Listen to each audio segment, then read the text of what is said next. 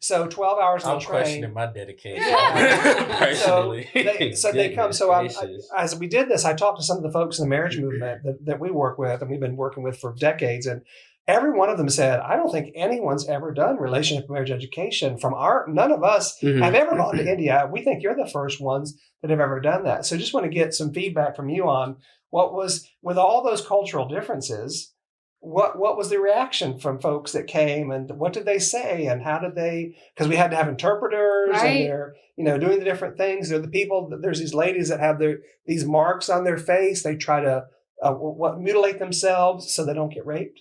These beautiful women will mark their faces with that, so they look ugly.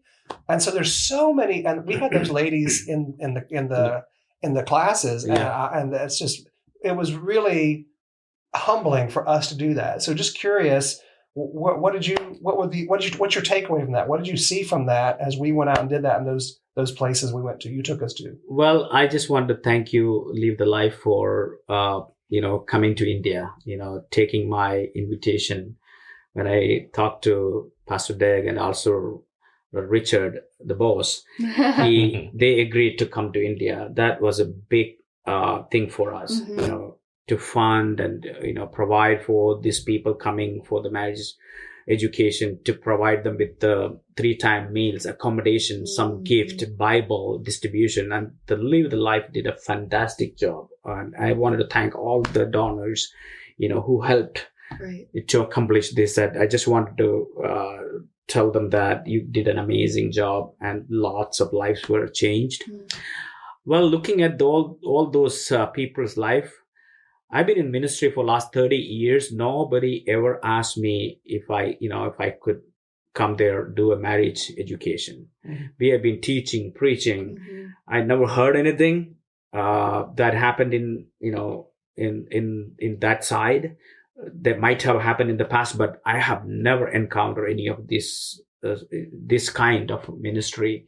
When I heard about it, I was very passionate, because I think by the end of the day, the families are motto, and also families are, going to be Christ-centered. You are like a mirror in the village that everybody going to look through. What changes happened being a Christian, rather than internal changes are there, transformations are there, you become a born-again child of God, but also there are some outward appearance. Your lifestyle changes, the way you live, the ritual changes, the idol worshiping changes, lots of things changes, honoring people, respecting people, valuing people, all those things changes when Christ comes to our life. But Live the Life did an amazing job.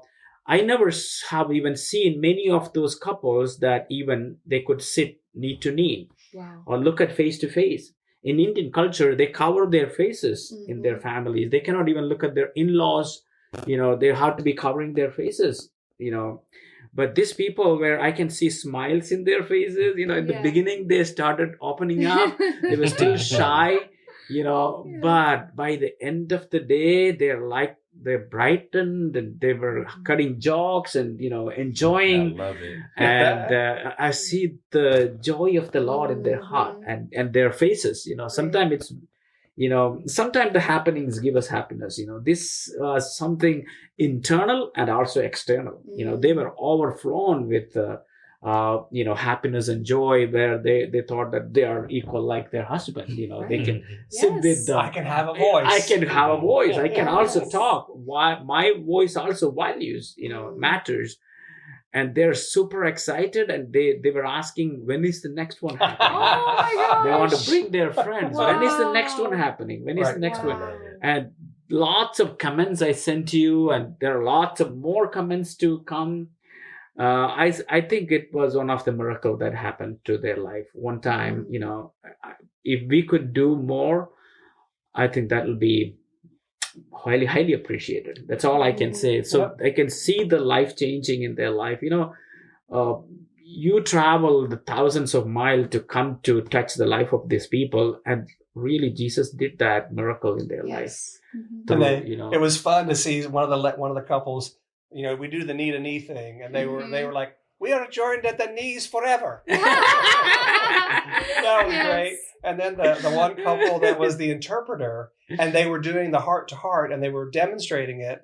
And she was not real happy about him watching cricket. And so he was like a deer in the headlights. You know how us guys get. We get defensive. Football and football. And then he started to repeat back, and she felt so valued that he doesn't want cricket to come between him and the marriage, and she doesn't want either. So she wasn't attacking him. She was just like, well, I'd like to spend more time with you. Right. And so once they started doing it, and he's repeating it back to her, you could just see her, and this is the interpreter. Right. She is just lighting up, and all of a sudden he goes, oh, okay. I see. Now I see. Right. I'm valuing her. Right. She's having a voice, and especially the ladies that were marking themselves when they were doing the exercise. They would go knee to knee, but some of them, and I'm sure you saw this, the ladies would go like this. Yeah, they would hold their hands, and they would go knee to knee, but they look over here like this because in the culture, like you were saying. And so just to get them to turn and look each other in the eye for them was a huge breakthrough. And that's sad, but that just shows we have a lot of work to do. So and these are starting with the Christian pastors. Right. This is starting with the leaders. So once they get this, then they'll be able to help the other folks do it too. Right. So very good.